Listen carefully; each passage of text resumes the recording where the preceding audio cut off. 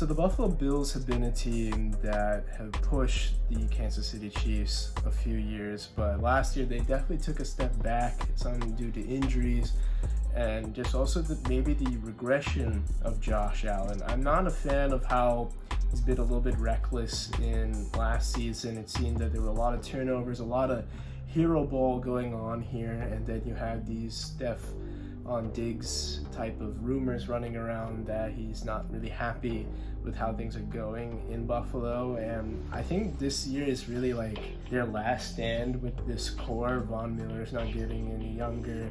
It could be that Stefon Diggs could be out on his way. The question is now, though, how do they compete amongst all these AFC juggernauts that they didn't really have to really battle in the last 2-3 seasons? So what do you think the Bills' outlook is for this season? Yeah, it's always hard to talk about a team's playoff window closing when you have such a great quarterback like this. Like, he's always going to give them a chance, but it just seems like every year they're getting further and further away from their goals. I'm curious as to how year 2 without Daboll is going to look, because I think he brought a lot of success to that team, and just that energy, and like Josh Allen just looked like a different quarterback with Daboll there. Yeah. And on the flip side of that, Daniel Jones kind of took a leap, right?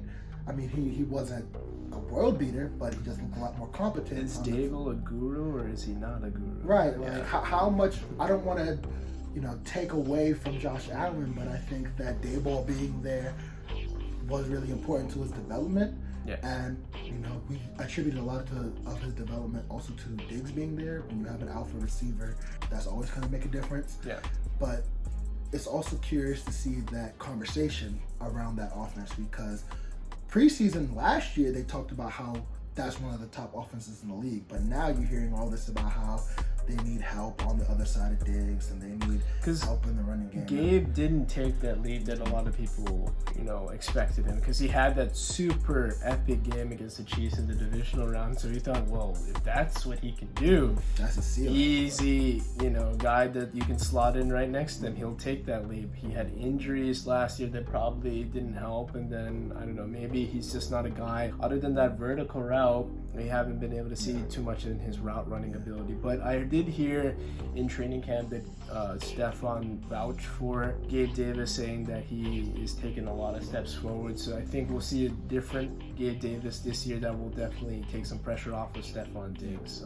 I really want to see how the running game develops. Same. Its balance is just a missing piece. The running game has been Josh Allen, and that's not good for his body. Yeah, and he's a big dude, right? He's a tank, and he can run and put a shoulder down, but that's not necessary. No. Let your throw your backs into that fire.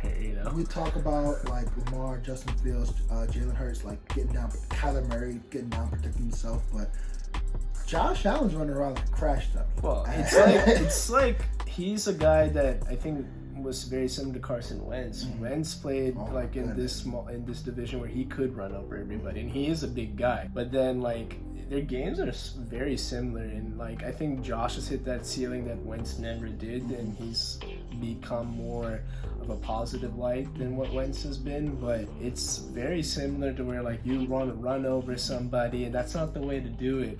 Now you want to get down, you want to slide, and the lack of, you draft Cook last year, and I thought he was going to get more carries, but that didn't really work out. This year, I think he will, because Devin Singletary isn't there. I think that's just an extra piece. So hopefully that works out, because they desperately need to have a little bit more of a balance, because I thought last year what a big mistake they didn't do was trade for Christian McCaffrey. If they traded for him instead of the 49ers, I think that was the missing piece to take him to the next. And they've also been rumored to be in the JT sweepstakes as well. They went after Nyheim Hines, and they did that, but he's out now for the year.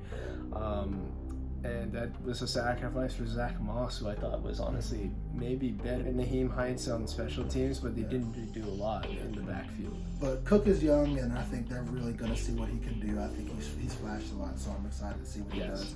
But people talk about Josh Allen needing to take away some of that carelessness in his decision making.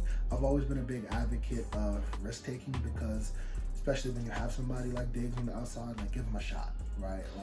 The big plays come with the risk.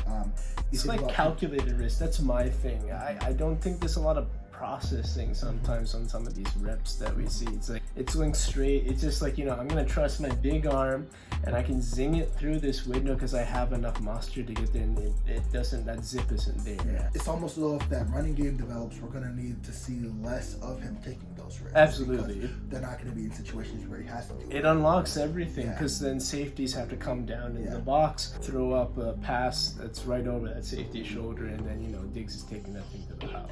But in terms of help, again, the help is always talked about getting him some more receiving options, but we don't care about his need for better blocking, right? Because the O-line has been glossed over. Yeah, like I think that running game being incompetent is because there haven't been holes for him. Like, I think that who's the guy that got shipped out, the running back? Because Singletary, right? Yeah. Singletary wasn't a scrub. I mean, he did what was told of him, but there wasn't a lot of place for him to go. He wasn't dynamic. There wasn't a lot of holes for him to even get through. He wasn't a dynamic back, but they also didn't give him a lot to work with. And Josh Allen just was a lot more capable of making something out of nothing than he was. But also, why was there so little for them to work from in the first place? Yeah, and they've gone a little bit of the opposite mentality where they don't invest a lot in the trenches. It's kind of like a Seattle Seahawks format where their D-line historically has been getting run over a lot. I mean, the Bengals ran over that D-line, and that's partially due to Von Miller not being there. I think Von being back will help. They did also